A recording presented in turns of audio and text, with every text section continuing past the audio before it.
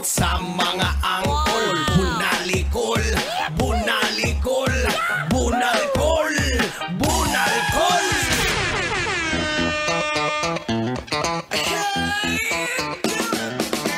Oras pa natin mga kabisyo sa buong kapuluan, 28 minutes makalipas sa oras ng alas 8 ng gabi. Nako, marami na ang uwing-uwi. At syempre, ikaw na nasa biyahe ngayon, ingat-ingat at ganun din sa iyo, manong driver. Huwag kang mag-alala. Maraming mga tugtugan. Kita nyo naman, narinig nyo naman yung mga tugtugan natin, ano? Mapapasabay ka talaga sa mga awitin. Hihihihi.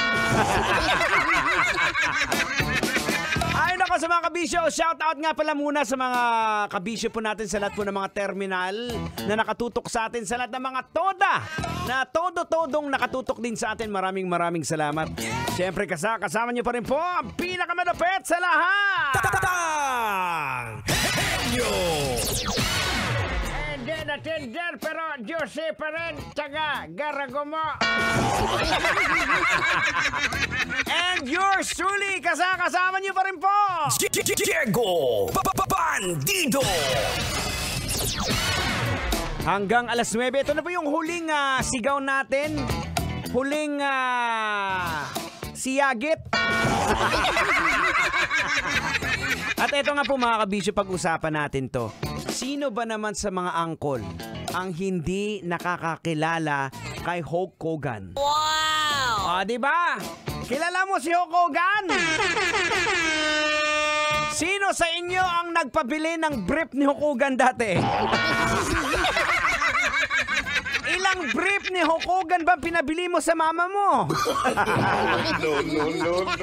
So imagine natin si Hulk Hogan dati, pag medyo natatalo na siya, tapos yung halimbawa chino-choke na siya, tapos biglang manginginig niya na nanginginig, tapos nagko-concentrate na tumatayo. Lumalakas. Tapos pag nanalo siya, pinupunit niya yung damit niya. No. At hindi lang yan. Pagkatapos yung punitin ng kanyang damit, meron pa yung isang signature move na parang pinapakinggan niya, pinapasigaw niya, yung kamay niya nilalagay niya sa may tenga niya.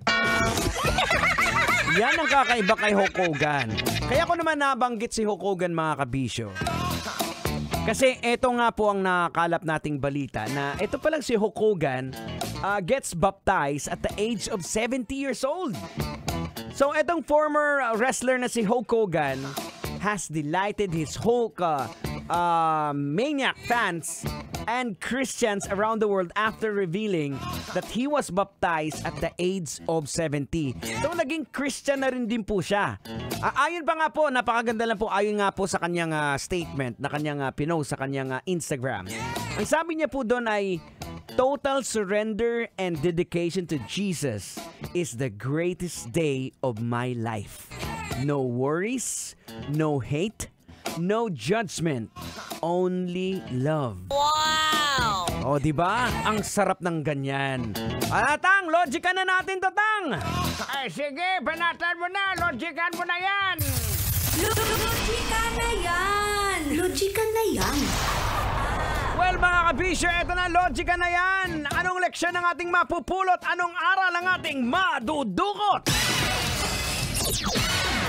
Eto po mga kabisyo, ang lesson po na pwede nating mapulot dito na hindi pa po huli ang lahat para magbago. At hindi porket nalubog ka sa mga kasalanan, sa masamang image mo, ay habang buhay ka ng ganun. Hindi po. Ang problema kasi sa ating mga tao is we always seek instant gratification. Some people may prioritize immediate pleasure o yung satisfaction agad over a long term of consequence. Kahit alam natin na pag ginawa natin itong masamang bagay na ito, hindi natin iniisip yung kasi iniisip natin yung ngayon, yung kasayahan natin. Hindi natin iniisip yung consequence ng kasalanang gagawin natin. And this can lead us to impulsive decisions that go against moral practice. Hindi na po natin nagagawa ng tama.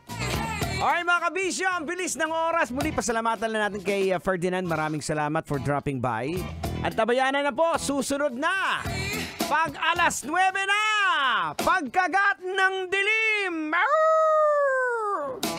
Totoy na love. Uncle Totoy Bato. Susunod na. So keep it locked in right here on Metro's number 1. This is 90.7 Love Radio. Leaving you with a song from the E-Heads with Ang Huling Il Bimbo. Keep it locked in right here on Metro's number 1, 90.7 Love Radio. Sasakyan sikat.